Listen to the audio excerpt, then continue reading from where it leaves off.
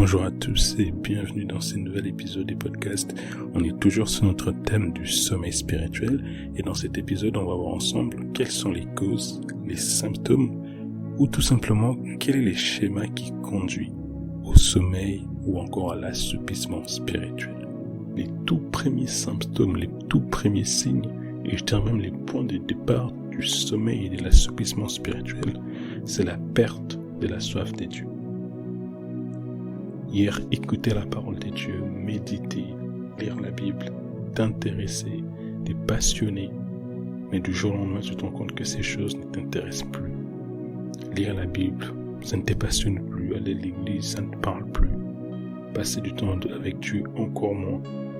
Si tu commences à ressentir ces choses-là, sache que soit tu es déjà spirituellement assoupi ou endormi, soit tu es sur le point de tomber dans un sommeil, dans un assoupissement spirituel. C'est le point de départ. La première chose que l'ennemi a tendance à faire lorsqu'il veut nous plonger dans un sommeil spirituel, c'est qu'il va commencer à combattre et il va chercher à éteindre la soif des dieux.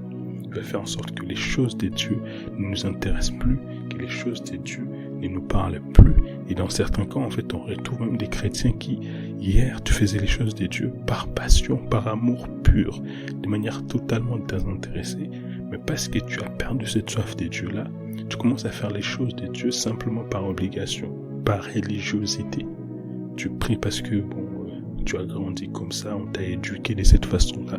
Donc, avant de dormir, tu vas quand même rendre grâce, dire Seigneur, merci pour la journée. Je te recommande cette nuit au nom de Jésus. Amen. Tu commences à faire les choses uniquement par religiosité, uniquement par obligation et même parfois uniquement par acquis de conscience. En fait, si je dois résumer, les premiers symptômes, les premiers signes du sommeil spirituel, c'est simplement la perte du premier amour. C'est pour ça que lorsque Jésus s'adresse à l'église d'Éphèse, il dit c'est que j'ai contre toi, c'est que tu as abandonné ton premier amour. Et la ruse du diable pour éteindre la soif des dieux en nous, c'est qu'il va toujours chercher à remplacer la soif des dieux, l'amour des dieux, par la soif ou encore l'amour du monde et des choses qui sont dans les mondes. C'est pour ça que dans 1 Jean 2, il me semble à partir du verset 14, verset 15, la Bible dit « N'aimez pas les mondes ni les choses qui sont dans les mondes. Si quelqu'un aime les mondes, l'amour du Père n'est point en lui. » Donc il va toujours chercher à remplacer, à substituer la soif des dieux par la soif du monde, par la soif des choses qui sont dans les mondes. Et cette soif-là va se présenter de plusieurs façons, sous plusieurs formes. La première forme qu'elle a tendance à se présenter, c'est qu'elle va se présenter à nous sous forme des passions, des plaisirs, des passe-temps, des hobbies qui au départ sont légitimes, inoffensives, mais qui ont pour but de remplacer la soif des dieux, de prendre la première place dans notre cœur. Par exemple, aimer le football, jouer au foot, regarder le foot, c'est pas du tout mauvais. Aimer les films, que ce soit les Marvel, les séries, toutes ces choses-là, elles ne sont pas du tout mauvaises. Aimer les documentaires, aimer sortir, aimer faire du shopping. En fait, tout ce qui peut passionner une personne, en soi, elles ne sont pas mauvaises.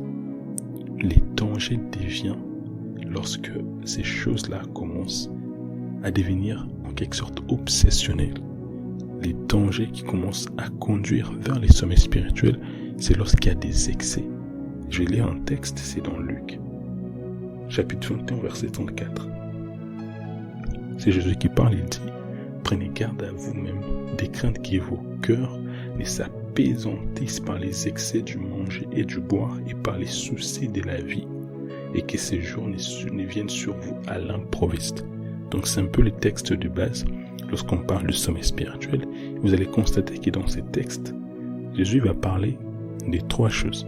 Il dit « Des craintes que vos cœurs ne s'appesantissent par les excès de manger et du boire. » En soi, manger, c'est pas mauvais. Est-ce que Jésus dit qu'il faut pas manger? Bien sûr que non. Est-ce que boire en soi, c'est mauvais? Non. On va constater qu'ici, Jésus pointe les excès. Il dit « Vos cœurs ne s'appesantissent par les excès du manger et du boire. » Donc la ruse du diable, c'est de substituer la soif des dieux par la soif des choses du monde, des choses qui au départ vont être légitimes, mais qui, par excès, on commence à leur donner la première place dans notre cœur, qui fait que par la suite, on n'arrive plus à aimer Dieu comme avant. On ne passe plus du temps avec Dieu comme avant. Ces choses obsèdent nos pensées. On ne pense qu'à ça. On ne voit que ça. Quand tu dors, tu ne penses qu'à ça. Tu te réveilles, tu ne penses qu'à ça. Dans certains cas, pour certaines personnes, ça va être des séries. Au départ, quand tu étais en feu pour Dieu, tu étais concentré, tu savais dire stop. Quand il fallait prier, quand il fallait te consacrer à Dieu, il fallait méditer. Mais maintenant, tu es tombé dans un excès, non pas de manger et du boire, mais dans un excès de séries. Pour d'autres personnes, ça va être un excès des films, un excès des Marvel, un excès des Disney, un excès des football, de sorte que tu ne sais plus dire stop, tu ne sais plus dire non. Ces choses progressivement commencent à t'asservir. Et c'est comme ça que très progressivement, la soif, l'amour, la passion de Dieu dans notre cœur, cette flamme qui nous embrasait, très progressivement, commence à diminuer et à s'éteindre parce qu'on a laissé quelque chose d'autre prendre la première place. Vous noterez que dans ces versets, dans Luc 21-34, Jésus parle des excès de manger et du boire, mais il parle aussi des soucis de la vie. Je vais relire le texte. Prenez garde à vous-même des craintes que vos cœurs ne s'appesantissent par les excès du manger et du boire et par les soucis de la vie. C'est-à-dire qu'il y a des personnes qui perdent leur soif de Dieu à cause des soucis de la vie, à cause de l'inquiétude. C'est-à-dire que tu es là, toi c'est pas tant les foot, les séries, les films, les musiques qui entre guillemets sont des passions, qui prennent la place de Dieu dans ton cœur. Toi c'est l'inquiétude. Tu t'es soucies du lendemain, tu te demandes comment je vais faire pour étudier, comment je vais faire pour travailler, comment je vais faire pour subvenir à mes besoins. Et ces choses deviennent obsessionnelles, ces pensées d'inquiétude t'obsèdent. Sachez que c'est très très subtil mais très très très dangereux.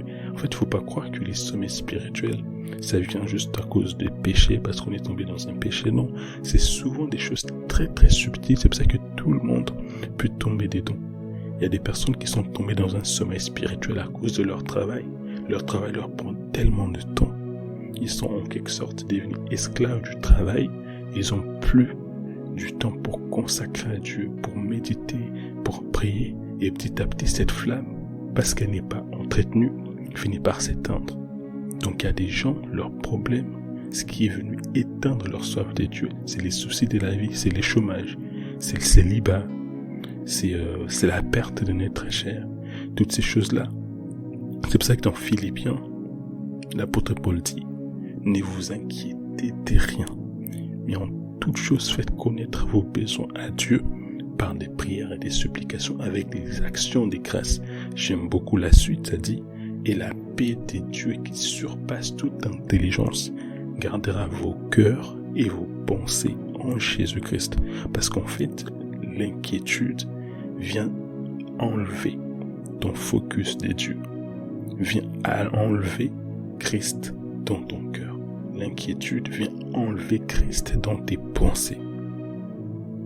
Ma prière, que le Saint-Esprit puisse nous aider à identifier toutes ces choses qui sont venues prendre la première place dans notre cœur, toutes ces choses qui sont venues éteindre la soif de Dieu en nous. Ça peut être une occupation, une passion, une activité, ou tout simplement les soucis de la vie, comme la Bible le dit.